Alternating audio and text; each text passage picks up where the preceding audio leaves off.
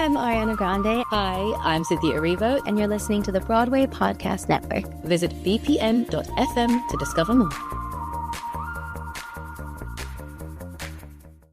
Hi, I'm Kelsie Watts, and welcome to the Theater Podcast with Alan Seals.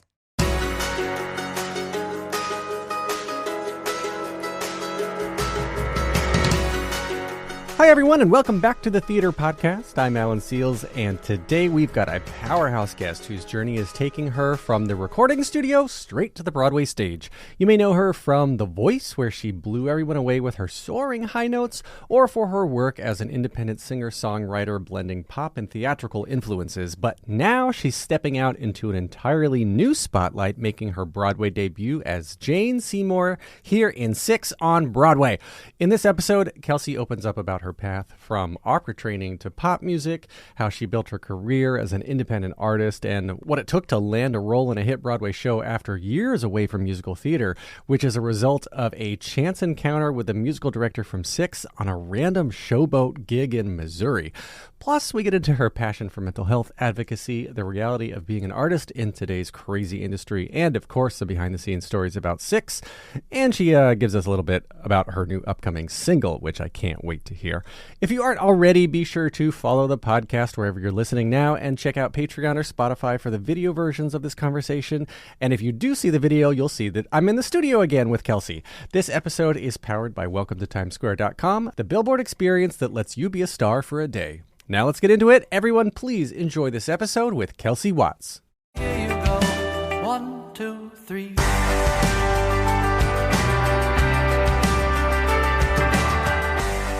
Our guest today is an amazing vocalist and songwriter. Her songwriter. You an amazing. We're gonna have an outtake. We're gonna have a whole series of outtakes for this episode. A songwriter. Our guest today is an amazing vocalist and songwriter who first made waves on season 19 of The Voice with her unforgettable high notes and bold performances after landing on Team Kelly, a lifelong musician with a passion for storytelling. She's built a career in the recording industry, blending pop and theatrical influences into her signature sound. Beyond performing, she's a dedicated advocate for mental health awareness, using her platform to encourage self-care and resilience in the entertainment industry. And now she's making the leap to Broadway, stepping onto the stage for the first time in a whole new way as Jane Seymour in 6. Oh my gosh, Kelsie Watts, welcome to the Theater Podcast. Hi, how are you? Oh, I'm good. I can't speak this morning, but I'm doing great. It's cool. We'll have another cup of coffee. more coffee. We'll have another one. Songwriter is a pretty hard word to say when you're rushing and. Oh, absolutely. Yeah. Anything anyway. with a W in it, just like water, W's and R's. I know. So you have had this long history of being a singer-songwriter, and something that I really admire about you is I think still you are independent. I am. Right. Okay. Yes, I'm independent. So asking for a friend. Yeah. What does it mean to be signed to a label versus being independent? Because like you're out there everywhere, but what are you doing versus what a label would do or whatnot? Right. I mean, I think there's pros and cons to both, for sure. You know, a label provides you mass visibility. They have very large budgets, and, you know, that's very helpful. But your timing is very monitored and controlled. What you're required to do, sometimes creativity is different. So as an independent artist, I'm in full control of everything. My teams, my management, my songwriting, who I want to work with. The only downside is the budget is all on me. Right. So we're Yeah. talking about budget for marketing, for Yeah. distribution. But now with everything being digital in the digital age, like, is distribution, you're not physically making CDs anymore. Right. Are you? Or No, not CDs necessarily. But if you think about it, paying instrumentalists, other musicians, Right. Producer, mixer, master, videographer, photography, makeup artist, stylist, like it just goes. Oh, sure. Yeah. Hair and makeup's no joke. I know. Thankfully, I can do my own most of the time. But whenever it's like a music video, I'm like, I'm definitely hiring somebody for this. Yeah. So, I mean, even though we're not physically manufacturing like CDs to listen to, there's still a lot that goes into just the content creation for all of the music. And you still do music videos. You're still creating. You were just telling me you've got a brand new single that is going to come out. It isn't out yet as we're recording this. Called "Fit In." You've got your other single that I love, "After Midnight." I've seen you. We're going to talk about performing "I Dare You" for Kelly Clarkson, and "I Can't Say Goodbye." Another beautiful, beautiful song. Like all of these songs that you're putting out there, and you're creating it all on your own. Because when you hear Grammy winners winning things, they're always like, "I want to thank my producer." Blah, blah, blah. But usually, don't they come with the label, the producer, or whatnot? Or like, are you producing technically your own content then? So like you to thank yourself when you win your Grammy. I like to thank me. I'd like to thank me for everything I've done for me. No. I mean, the thing is, like, being an artist, yes, I'm doing it independently on my own. However, you have a whole group of people around you that are also helping you with it. So so I'm worked with so producer DQ is the one that did Fit In, that's going to come out soon. So he built the track. We did vocal production together. I helped produce in a sense of like picking sounds and picking different clips of my voice and things like that. But as far as the actual physical, he's the one on the computer doing all of the things. Pushing the knobs. Yes. Pushing the sliders, turning the knobs. I can do a little bit, but not like that. Right. So I will definitely be like, shout out DQ. Thank you for being awesome. Well, then what is when you're writing, like you have a theatrical influence, like backing up then. So little Kelsie, I love saying this. So little Kelsie, when you were like a baby kid, whatever, when did you start singing? Were you also dancing? Where did the theatrical side of all this come from? I ask long-winded questions, by the way. No, I love questions that are long-winded. It's great. So yes, just rewind to when you were a kid, right? So tell me how you got into all of this and give me that progression. Man, so it's going to sound incredibly cliche, and I'm so sorry, but I've literally been singing since I was 2. Came out of the womb. Like I probably. Right. The first video we have, I was 2 years old, and I was on the fireplace mantle in Looney Tune pajamas singing this song called "The Basics of Life" by a group called For Him. It's like an old gospel group. And that's the first video we have of me I have a video. I'll send you the video. Okay. I have it. I have it. I'll send it. But I grew up in a really musical household. Both my mom and my dad went to music school. My dad was a music minister for a long time. My mom used to teach music. They both played the piano and sing. And so it was just kind of been in my DNA. My mom has more of like the classical musical theater influence, very professionally trained. My dad learned how to play the piano at a blues bar. Like his dad would bring home the piano player from the blues bar, like whenever he was a kid. And just, that's how he learned to play like the boogie woogie. Like, wow. So it's just two very different musical influences.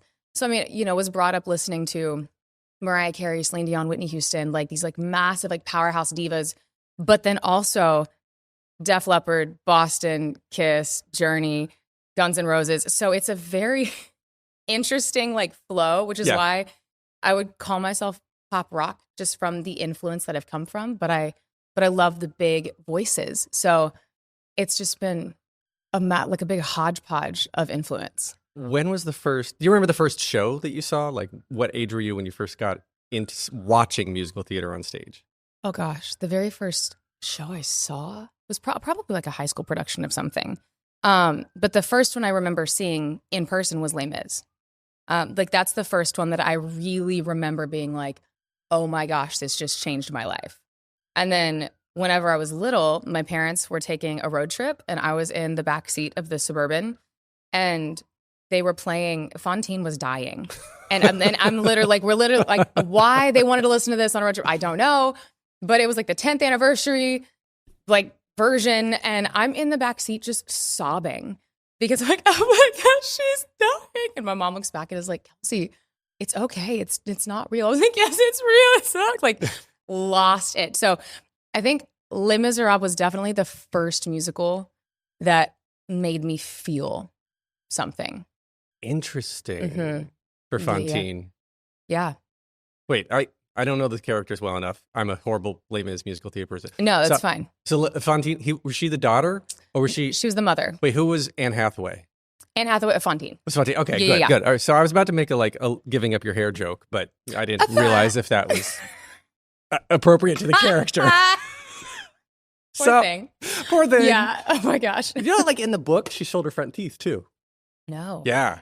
Yeah, they didn't do that to Anne Hathaway. Yeah, thank God. Thank God. Oh my gosh. Tom Hooper. I'd be like, you can use CGI for that. I'm not taking out my front teeth. Heck no. There you go. Nope. So you're growing up in the musical theater, into performing, singing, songwriting, and then when did you start writing your own stuff? And then college, was that in the picture? And then Nashville is where like a lot of people go to become singer-songwriters. Right. When was that a decision? Yeah. So I actually went to Texas Tech in Lubbock for about a year and a half. I did opera all through like middle school, high school, early college. You're like classically trained. I'm classically trained. Wow. Yes. So, and honestly, I owe the majority of my technique and being able to sing how I do to opera. Yeah. Because that technique was, holy cow, they're beasts. It's crazy. And then I was like, I've always loved Broadway and always really wanted to do it. But for whatever reason, I just felt really inspired. And I was like, no, like I want to sell out arenas. Like I want to do what, well, now Lady Gaga, but like, you know, people like Lady Gaga, Taylor Swift, you know, Beyonce, like Pink, Billie Eilish, like these massive artists that are just literally traveling, getting to just sing their music all the time. And I was like, no, I have something to say. Like I have things I want to tell people. And it just started coming out in music. So that was why I ended up transferring to Belmont in Nashville. And so I studied commercial music and music business in Nashville. And that was kind of the process of, I was in this group called Phoenix, which is a like an ensemble. It's like a pop rock ensemble, like 8 to 10 people, but you have to learn how to make charts and how to speak to the band and how to be able to speak guitar and drums and bass. You have to speak band? Yes. Yes. Which is it's a thing. Yeah. You have to learn how to like actually communicate and be like, okay, no, I want to instead of a like, which is hilarious, but it's real. You know, I had to understand how to, you know, what kind of lights I wanted, what kind of set design I wanted. So that way it prepared me for whenever I'm doing my own shows, I'm not just like a stupid singer looking at everybody going, I just like to sing. I don't know. Like, you know, I mean, and there's nothing wrong with that. But it's just this business as a whole takes a lot more than just singing. Yeah. You know? Yeah. We'll talk about the label stuff. Yeah. Yeah, exactly. Right. So that's how I got into Nashville. We had a couple family hiccups. We lost my brother back in 2013, which is the first year that I started at Belmont. So that really threw off my trajectory of just like my music. And so I took a bit of a break and didn't really like hardcore pursue anything until, like 2018, 2019. I started to be like, hey, I think I'm going to try this social media thing. Like give it a shot, maybe put forth some effort. And then in 2020 is when I did The Voice. Yeah. And it was in 2020 that I started releasing music after the show, just putting out whatever I possibly could. So were you recording in 2019 and it came out in 2020? Because 2020 famously has this little pandemic thing, right? Yeah, just a little bit. The pandemic ruined everything in 2020. But I know. So when were you filming versus when it aired? I don't remember the timeline. We filmed in 2020. Like early. Like no. Like really? In the middle of the pandemic, like in July. I lived in the Burbank Marriott for like 3 months. So they had you all quarantined? Yes. It was. No. You couldn't leave your hotel room for the first 10 days. Yeah. Room, not hotel. The room. Right. You're like, oh my gosh. Yeah, it was wild. But it was right before then that I really started trying to learn how to songwrite, to work with, how to connect with producers, how to even connect with other artists, and you know, how to do shows, because that wasn't something I'd ever done. I had a passion for it, but I hadn't actually pursued it. So 2020 is really whenever I started pursuing artistry. That's insane. Mm-hmm. That is insane, the timeline, because you have such a huge following and such a fan base now. Mm-hmm. Not even 5 years later, not even 5 whole years later. Right. And you made it through the pandemic. Oh my gosh. Like, I can't wait to see you in another 5 years. I know, it's going to be insane. I'm like, yeah. Oh my word. I mean, it's super exciting. So that's so cool. Yeah. All right. Then how did 6 touch your life? Because I was reading, you were performing in Nashville, and all of a sudden now you're about to, as we're recording, literally a week, you make your Broadway debut. Yes, I'm freaking out. I'm actually passing away in this moment. So I haven't done a musical since high school. I love musical theater. It was my first love. But I really did, I chose to go down the artist route. Like, my hair changes colors and I have lots of tattoos. And unfortunately, theater has not had a past history of being super accepting of that or being accommodating to let's cover it up, let's figure something out. You know, like it's just been, you had to fit the mold. Yeah. Now I'm very, very grateful that that's changed and it's an incredible industry always, but I didn't think I was ever going to be able to do it. I was like, well, you know, like I didn't go to school for musical theater. I haven't ever done regional theater. Like I haven't done all of these things that these performers work so hard to do. So I, honest to God, never thought it would come to fruition, like ever. Like it was always in the back of your mind, though. Yeah, I was like, oh my gosh, I'd love to do it. And I was like, oh, maybe I can do kind of like what JoJo did one day. You know, like you have these artists that have career, like Jennifer Hudson, you know, and then came into Broadway because she can. So I really was doing a showboat show. It was, you know, as a singer, any job you can get. Yeah. You just need an income. You need a paycheck. This was in Nashville? This was actually in Missouri. It was right before I moved to Nashville. Yeah, like literally 2 months before. Okay. So I was doing a showboat gig and we always have like a meet and greet afterwards. And this lady came up to me afterward and handed me her card. And she was like, hi, my name's Roberta. And I loved your voice. Like, you're amazing. I'm casting for this new show. Would love to chat. And I was like, oh, great. Like, I didn't think I thought about it, but I wasn't like, I didn't know who she was. Roberta Duchek is a massive musical director. Oh, yeah. Like, she's a big deal. Like, been on Broadway, done like lots of different productions, like worked on Les Mis the movie. Like, she's a big deal. You know, I had no idea at the time. And so when she gave me her card, I was like, oh, neat. This sounds really cool. And so I texted her literally after the show. I was like, hey, girl, so nice to meet you. Like, this song's really cool. I really like this song. Like, that'd be great. Because she sent me the British cast of 6. And I was like, oh, this is great. And I later found out that I was like, oh, my gosh. Thank God I didn't know who she was because I don't know if I would have been as like, been like, hey, girl. Just be like, hey, what up? But that's what started the process of me even being intertwined into 6, you know, so it was like 3.5 years ago. Don't go anywhere. We'll be right back after this break.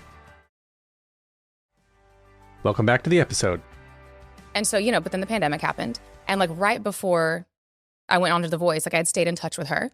And so she helped me through The Voice. Like we worked together on songs and stuff like that. So we became really good friends. And so she was coaching you. Yeah. Wow. Just like, she was like, oh my gosh, let's do it. Like, she's one of my favorite people ever. I love her. And so whenever I left the show, she asked me if I wanted to come audition for 6. I was like, duh. Like, okay, cool. Like, let's do it. And so I went in a couple of times to just callbacks and was seen for a couple of different characters. But the very first time I went in, I got cut.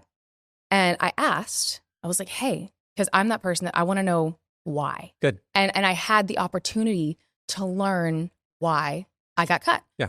And so I was like, hey, I would really just love to know, like what can I get better at? Like, even if this isn't the show for me, even if I never get cast in this show, what is it as an artist, as a performer, like that I can work on to get better? And she was like, have you ever acted before? I said, no, I have not. She goes, I would work on that. I was like, awesome. So I emailed the casting director, also not knowing that I guess that's not a normal thing, but I emailed the casting director, Peter Van Dan, who I'm also obsessed with. He's amazing. And I was like, hey, I need to work on my acting. I would love to start taking lessons. Who do I talk to? Who do I contact? Like, how do I even get into this? And he sent me Benji Shaw, who I've now been working with for like 2 years. And I love him. And he's actually in New York, but we've been working on Zoom just like once a week or once every other week. And so as we've been working through this, last year, 2023, I guess I don't even know what year it is. Okay. I still think we're in 2024, but I know it's 2025. It's 25 now, yes. Yeah, it's definitely like February 2025. Yes. Okay, so, but next in week, Broadway debut. Don't forget. Right. Yeah, don't forget. I'll be there. Okay. Don't forget. Yeah. So May 2023, May or June, July, something like that. A picture perfect afternoon. Yeah, picture perfect. Beautiful. Jervin Hansen, wrong show. Okay, go. Yeah. They asked me to come do a boot camp for 6. So they brought me out. It was probably a group of like 30 girls, and you could tell there were some that were specifically called for Seymour, some for par, some for this, some were called for multiple. But I'd actually been brought in for par mostly. And it just didn't work. Like it wasn't bad, but it just wasn't me. I just didn't fit that character super well. So for the boot camp, they brought me in for Seymour. And that was in 2023, and I had a blast. It was like a week-long intensive I mean, oh my word. I don't think I've ever danced that much until now again in my life. But I didn't think anything was ever going to come from it, like truly. And over a year later, my manager gets a call and it's like, hey, would Kelsie still be interested in doing this? We have an opportunity coming up in January, and it's not an official offer, but like, is she even open to it? Like, is she free? Sure. And I literally, she called me and I go, duh. like, what do you mean? Am I? Like, duh, of course I am. Yeah. And then ended up getting the job and literally was on tour for November and December with the Trans-Siberian Orchestra. Yeah. And 3 days later moved from Nashville to New York. So it's insane. It's like the timeline is bananas. So how long, are you allowed to say how long your contract is now? What you're scheduled for? Yeah. So I'm scheduled for a year. So it's a full year contract, which is pretty standard in a show that isn't going to go anywhere, it seems. Yep, for sure. And that's crazy though. So it's thinking ahead. I know like this is getting probably premature because you haven't even gone on yet. Right, haven't even done it yet. Yeah. But like looking ahead, do you want to continue to go down the day job becomes musical theater and then you're leaving to do independent concerts and things on when in between contracts? Oh, for sure. Oh, I've definitely already thought about this. Oh, Without a doubt, I've already thought about this. I mean, gosh, we just bought a house in Nashville, and so now we're trying to rent that out. We just put everything in storage, so we're here. And I was like, well, okay, we're gonna figure something out. And I've already fallen in love with Broadway. I love it. I think it's a blast. And it's also extremely hard work. Like it's wild. And this show is deceptively hard. You watch it and you're like, oh my gosh, they're just like dancing and having fun. And you don't leave the stage for the entire hour and a half. And it's a lot. Like the stamina is wild. And there's only 6 of you. There's no backing tracks. There's no like it's just you. So you can't hide. So you have to have really good stamina, but also be a really good dancer and also act and also do the micography. It's a whole thing. But what I would love to do is be able to further a career in Broadway as well. Like dream roles, like Paint Me Green any day would like, duh. But like Satine in Moulin Rouge would love to do something like that. Hadestown would love that. And Juliet, I feel like would be up my alley. So there's shows that I'm like, oh, that would be a lot of fun. But at the same time, I think what's going to be a really big blessing about being in Six First is it's only an hour and a half long. And I'm brand new to New York. And I'm still releasing and recording music. So I have a lot of time during the day to be able to still work on my own music and my own content and what I'm building outside of that. So, I mean, it feels weird calling Broadway a day job. Yeah, I guess like that's what the goal would be, is to be able to like have something like this performing. But I mean, gosh, like you look at what Idina Menzel did and Kristen Chenoweth, they built freaking empires, man. Yeah. Like empires off of Broadway. Yeah. So it's an incredibly prestigious day job. Yeah. And it's hard. I mean, it's your night job, but it pays the bills. And it's like a year-long contract on Broadway.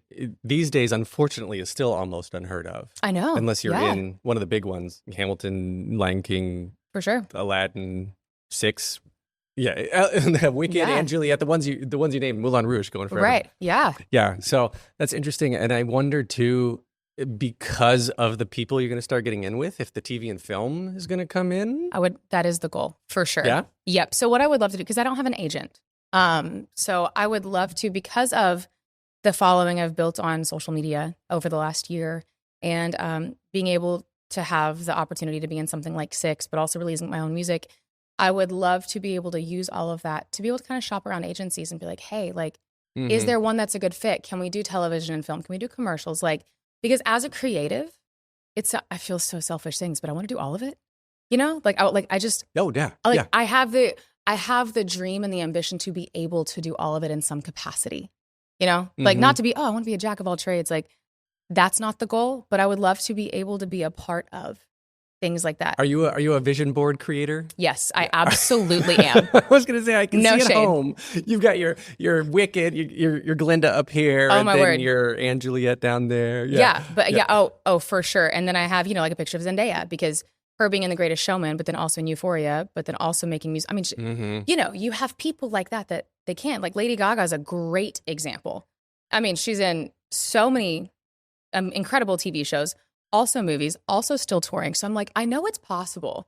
I know you can do it. So I would say that someone like Gaga is that it's that kind of goal to be able to be in all of it. Well, you can borrow my meat dress. Perfect. For when you win your Grammy and thank yourself. Okay. I know. Yes. I'll just be like, thank you, Alan, for this meat. I sewed it together. Oh, Lady Gaga. I love the trend. I don't know if it's a trend. I just love that it's happening now post-COVID, that there are more musical movies coming out.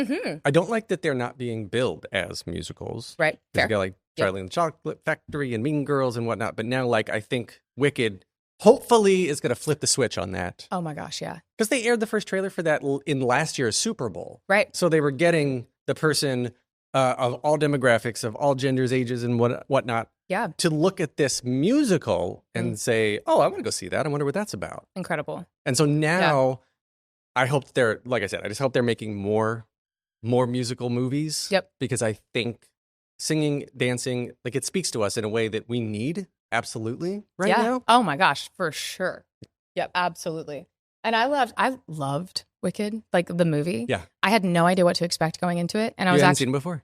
Well, I mean, I'd seen the musical, but they always like, you just never know. Whenever you make a movie about something and you've already seen a stage production, like, wow, that changed my life. Like, you just don't know. But I was like, it can't be bad because Cynthia Erivo and Ariana Grande would never agree to do something bad. So like, it has to be amazing, but you just don't know going into it.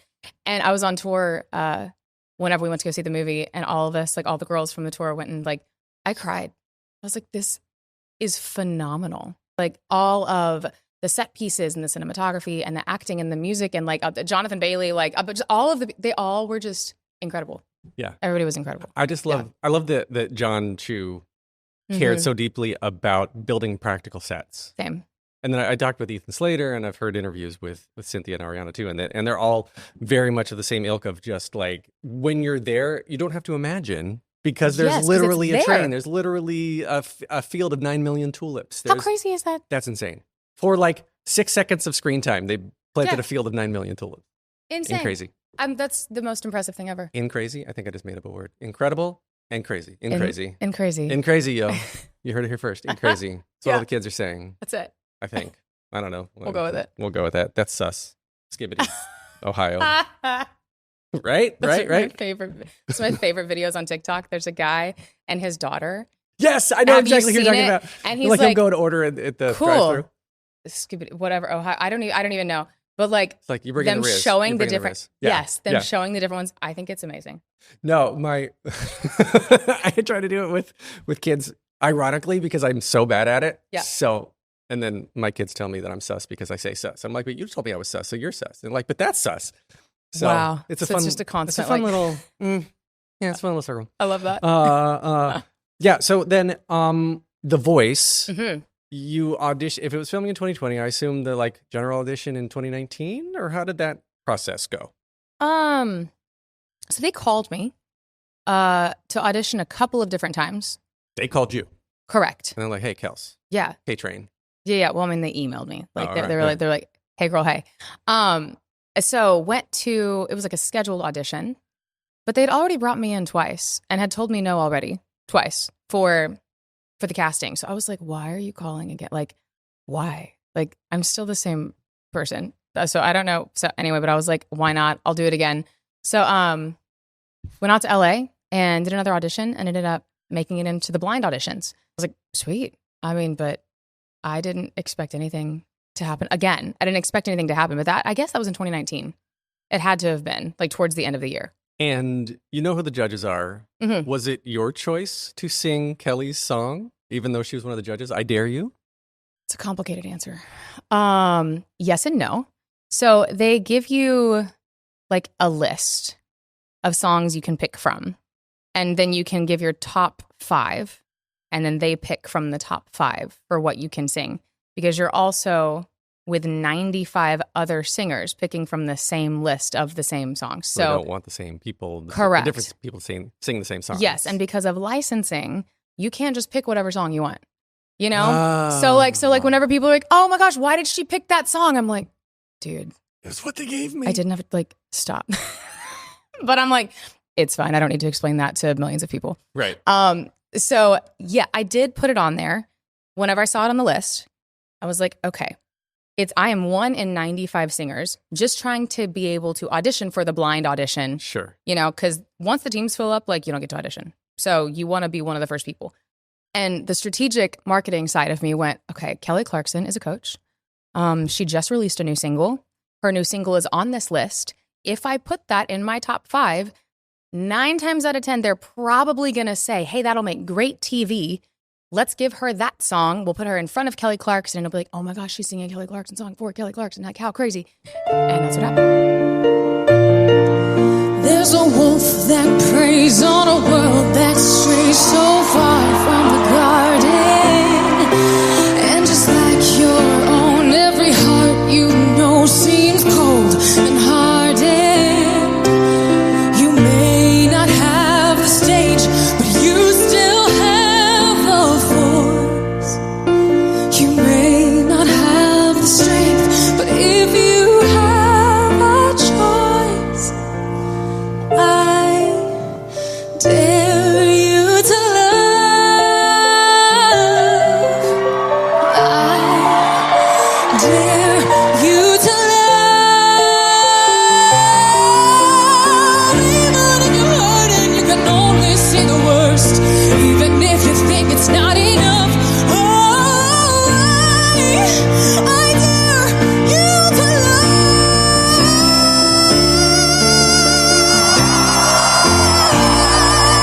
My song.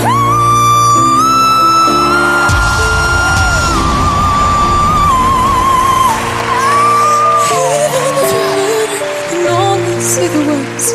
Even if you think it's not enough, I dare you to love. You better sing that song.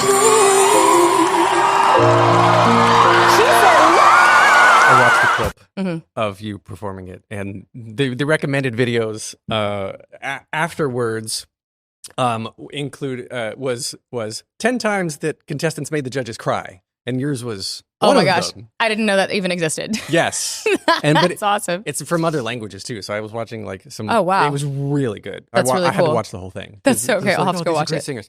Yeah. But yeah, so then like, did you know ahead of time? Do you plan ahead? Like if all of them share like my top choice for judge is so and so, or like I definitely like throwing no shade at anybody in particular. Right, But, right, like, right. did you know you wanted to be on Team Kelly originally, or what was that? No, I really, I hadn't given much thought to it, just because I didn't know if anybody would even turn around. Truly, Yeah. like I had no idea. So when Kelly did turn around, I was like, oh, okay, well, cool, amazing. And then Gwen had made a comment, well, I'm not even going to try because that's Kelly. And I was like, well, I mean, okay, cool. I guess I'll pick her. Which is great. I love Kelly Clarkson. She's an icon. Like she's amazing. But I think had John Legend turned around, I probably would have picked him solely because I was very different from the other people he had on his team. Mm-hmm. And so from a different kind of competition level, I probably would have chosen that. Yeah. Because then I wouldn't have been pinned against people that were very similar to me.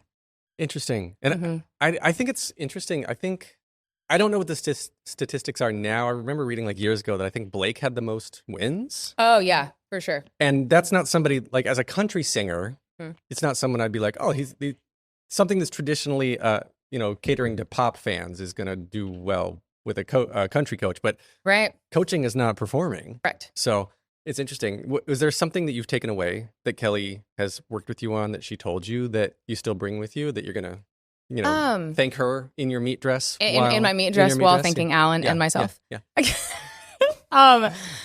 So I was cut right after, like right at knockouts.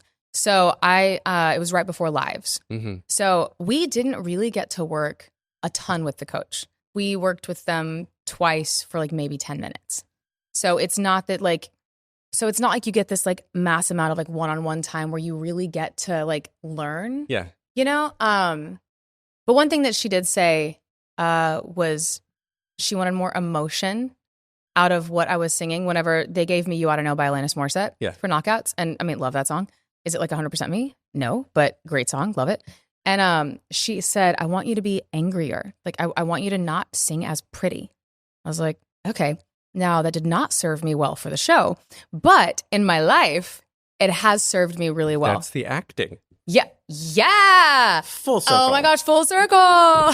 So that has helped me understand, in a sense, whether I'm just recording in the studio or whether I'm performing, to not be as obsessed or intense on just singing perfectly.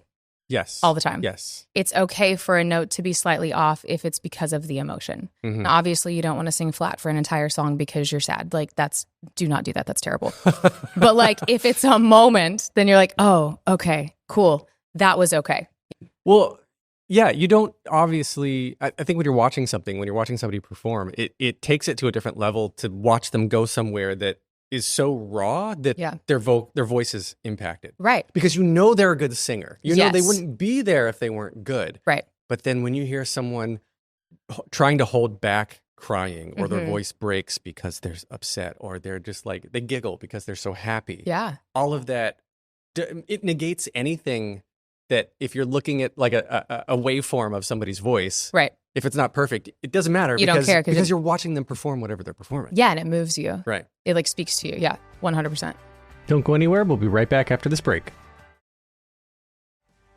Welcome back to the episode. So, what are you doing for Jane? Oh my gosh. This Jane character Seymour, the for only Jane one Seymour. he ever loved. Rude. The only one he truly loved. Rude. It's my favorite part of the whole show. Yeah. It's just the rude. Rude.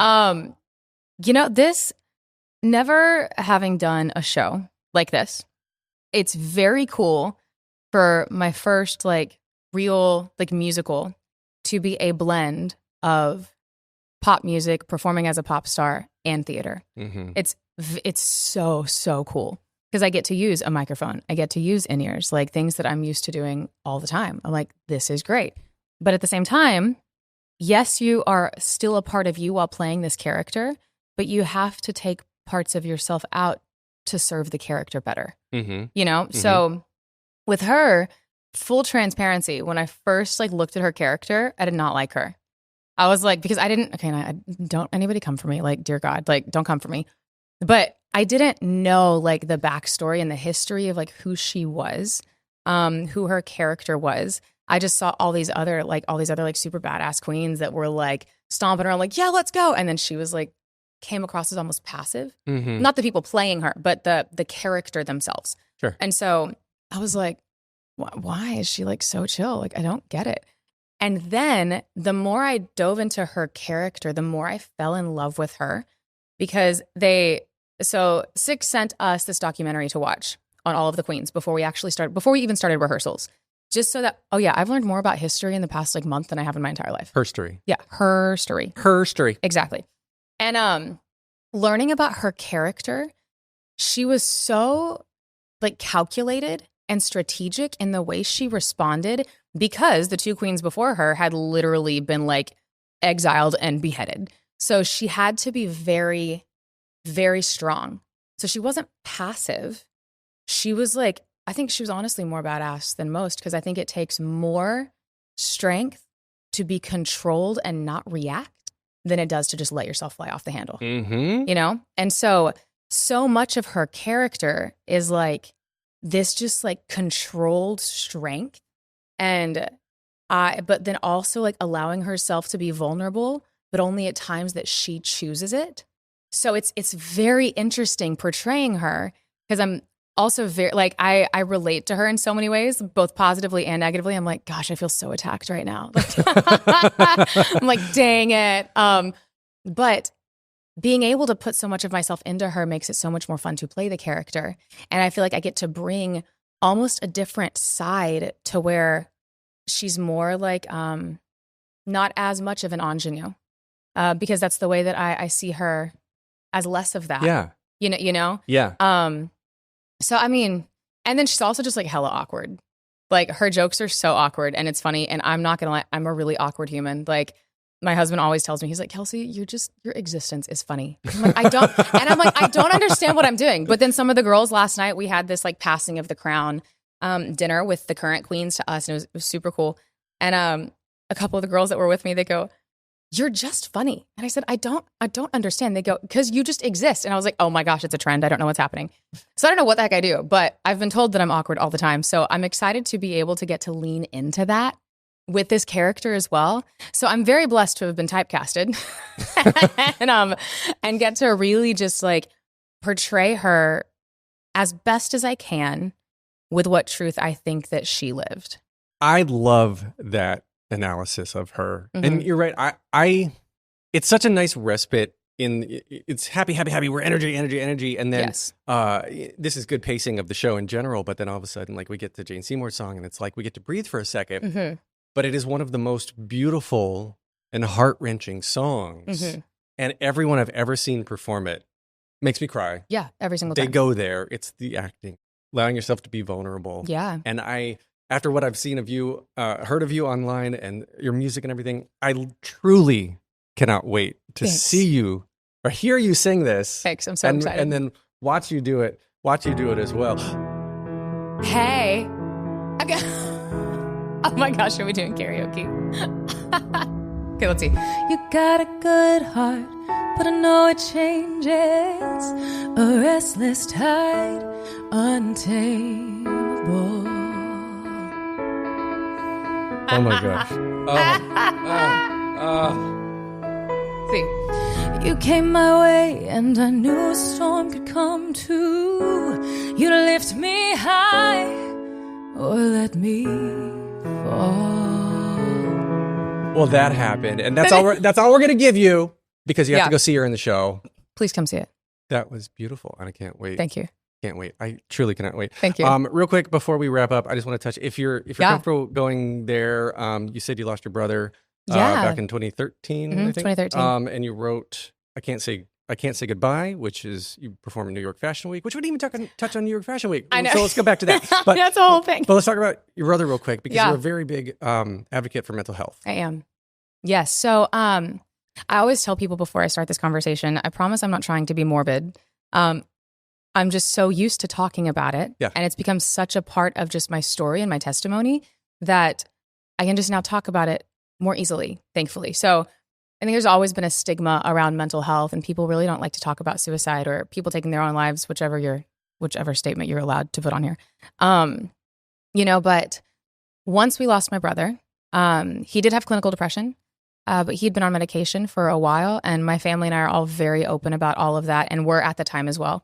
And basically what happened is he said he felt kind of off and he went to the doctor upped his dosage and 19-year-old kid missed his follow-up appointment and ran out of medicine. And he literally, his brain just broke. Yeah. Like there was no like sign of like, oh my gosh, this was coming. Like he had another trip planned. He had just bought new paints. He was an artist. Like there's, but unfortunately we did lose him to depression.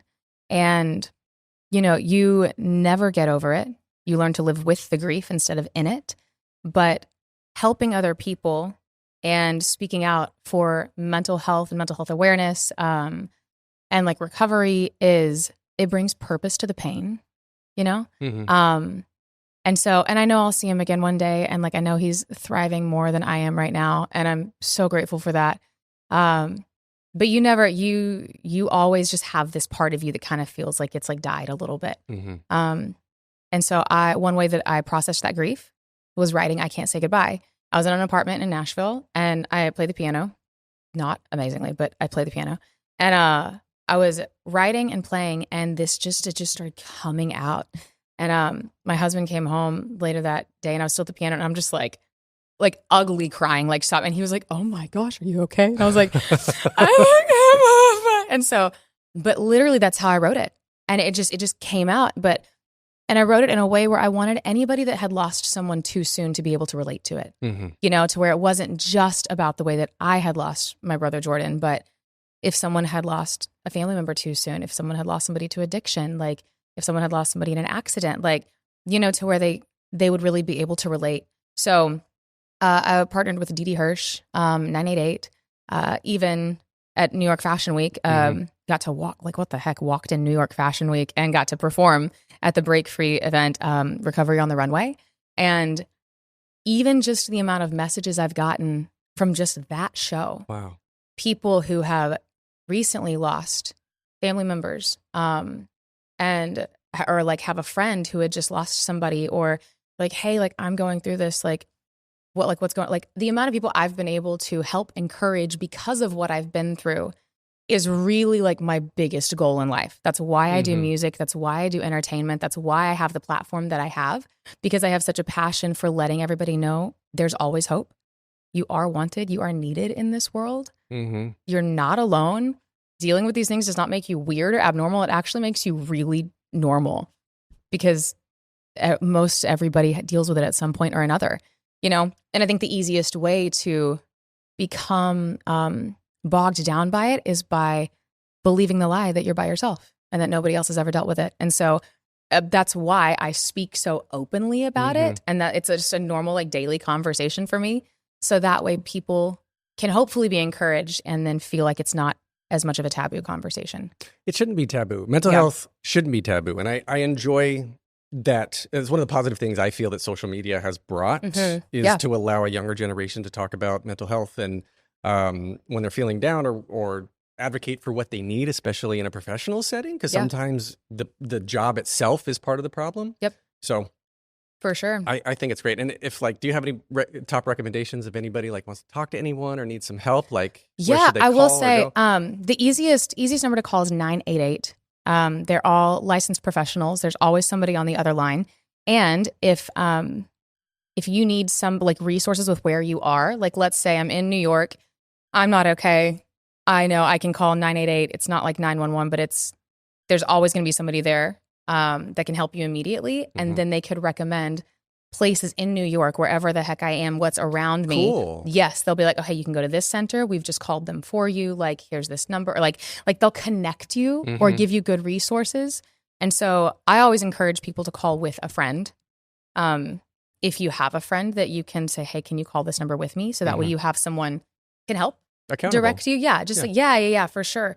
Again, so that you're not alone. But I would say, 988 is a really, really, really great resource. Well, thank you. Yeah, for sure. Thank you. And then, so New York Fashion Week, that the performing, the Broadway, the songwriting, everything you're doing. What the heck? And then all of a sudden you're walking the runway. I know. I don't understand. Can I tell you, literally in October, I was still bartending on Broadway in Nashville. like that's what's wild is I was literally bartending at a bar on Broadway in downtown Nashville for the last 2.5 years. And like, when I tell you, life has literally gone whoosh. It's wild. It's just wild. Like, I'm so blessed. Like, God is so good, and I'm so grateful to be here. But yeah, so I actually started working with a team, the Big Machine Agency, early January, because I was like, I'm like going to be in New York. I want to be able to have as much opportunity here as I possibly can. What I did not know is that I was about to start working with some of the most incredibly hardworking and like amazing people ever, to where I'm literally in rehearsal all day from like 10 to 6. And they're like, hey, we have an event for you. You're going to New York Fashion Week. You're sitting next to this person. You're doing this. Like, and it's all like, it's just for visibility. Yeah. Because half of the battle as an artist is just visibility and getting Standing people to out. see you. Yeah. So having these opportunities come so quickly, like, I'm so grateful. The fact I can be like, performed at New York Fashion Week, like that. Crazy. Just crazy. Like, little Kelsie would never believe me. Were there any people there that you were like, oh my God, I can't believe I'm performing for these people right now? Oh, Crystal Waters, who I've now gotten to hang out with a couple days in a row. She's great. She's super, super cool. But yeah, she was there. I mean, the event before that, I didn't walk or perform in, but I was able to attend the Christian Cohen show. Yeah. And he sent me a suit. And so I got to wear like his suit, and like Sam Smith and Kesha were there, and like Anna Delvey, like it's wild. Like, I was like, where am I? Like, this is crazy. Next to your Met Gala. Yeah, that's okay. So one of my best friends that was living with me here for the first month, she looked at me and she goes, Kelsie, if you go to the Met Gala next year, I'm your +1, okay? I was like, done. I was like, I want to wear the wackiest thing ever and like be super over the top and dramatic, because I think things like that are so cool. But yeah, so it's been really eye-opening. Like, I love fashion, and I love that just industry, and that you can express yourself in so many different ways. Yeah. Like, and that everybody in New York just loves all kinds of fashion. You can literally be walking down the street in a sweatsuit and someone will be like, wow, they look so dope. Or you can be walking down the street in like a freaking YSL coat and like heels and people are like, oh my gosh, they look so dope. You know, like it's just there. It's such a wide spectrum. Yeah, this is a great place. I love it. I have fallen in love with New York and I've only been here for like a month. Well, good, because I think you're going to be here at least for another year. At least a year, yeah. If not longer. Much longer than that. Yeah. Yeah, that's awesome. Yeah. All right, so as we start to wrap up, we're going to play Plot in 60 Seconds, a fun little game. Oh my gosh, I okay. like to play. Okay. So I've got a list of 16 popular musicals. Oh gosh. Morning 6 is on here, Okay. but it's not number 6. Okay, cool. So if you don't know it, you can just make it up, but you give me a number that corresponds to a show on my list, and then you give me the plot in 60 seconds. The plot okay. Oh my gosh. Okay, cool. We're going to go with number 3. Okay. Number 3 is Aladdin. Go. 60 seconds remaining. Oh gosh. There's this princess and she's up in a tower and like with her dad and she feels really controlled. And then there's this street rat, Aladdin. I only say that word because it's actually in the song. Sure. And he comes across 45 this seconds genie remaining. in a bottle. You gotta rub me the right way. And and he grants him 3 wishes and he becomes this like really powerful, incredible person. And he meets the princess and the princess is like, oh my gosh, I love you. And I just met you and this is amazing. 30 and then seconds she finds out that remaining. he was lying to him and that was really bad. And then somehow she gets abducted by Jafar. And I don't really know how that comes to be anymore. But he rescues her and they live happily ever after. And she has a really cool tiger. Jafar rescues. No. Aladdin rescues 15 Jasmine seconds from remaining. Rescues Jafar. Aladdin. Hold on. I'm just trying to Aladdin confuse you. rescues Jasmine from Jafar. From the Sultan. I thought the Sultan was her dad. 5, It was. 4, You're right. 3, I'm literally going, 2, oh my right. gosh, Alan. 1. Okay. No, that's fine. Yeah. That was good. That was one of the best, most concise plots until the end. You had it until the end. And it kinda fell Until the apart. end. And then it Yeah, it kind of fell apart a little. Yeah, but her tiger Raja is my favorite character ever. Yeah. Like I have a tiger on my arm. Like not because of Raja, but I love tigers. Very cool. Anyway. Very cool. Okay, so the 3 standard closing questions I use to wrap up every episode just simply is what motivates you. What motivates me? Yes. Oh my gosh. It can be answered so many ways. And it just stressed me out. I don't know why. I think what motivates me is people, being able to love people. And because as an entertainer, when you're on stage, like I get to make people forget about whatever problem they're going through for however long the show is. And so I would say my biggest motivation is changing people's lives with every aspect of what I get to do as a performer. And it reminds me like whenever I'm tired and I'm exhausted and I'm like, oh my gosh, I don't want to sing this right now. Like I want to go to bed. I'm like, no, Kelsie, you've been put here for such a time as this. And there's a purpose behind it. And there's probably at least one person sitting in this audience that needs that. So. And there's always somebody in the audience who has never seen a show before. Right. And you might change their lives. Exactly. Yeah, I love that. All right. What advice would you give to your younger self and younger people listening now, starting out down a similar path? Start taking dance and acting whenever you're a kid. Yeah, I mean, honestly, outside of like very practical things like that, I would say just be yourself. It sounds so incredibly cliche, but 9 times out of 10, like most often, if you go into a casting room, you go to meet new people, you're at a networking event, people just want you to be you.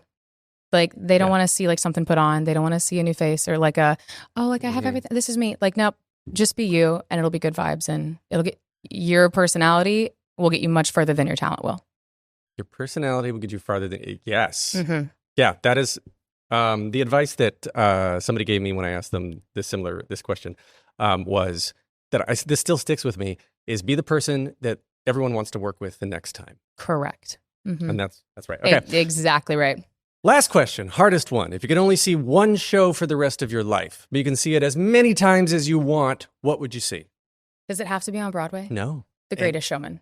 Oh. The amount of joy that show brought me. And can I tell you, I almost died the other day because I post a lot of like covers and stuff on TikTok, right? Which is like how like I gained like a following from doing random covers in my kitchen. Because while like making coffee. Yeah, because it's literally what I do in my life. I just sing and make coffee, like actually.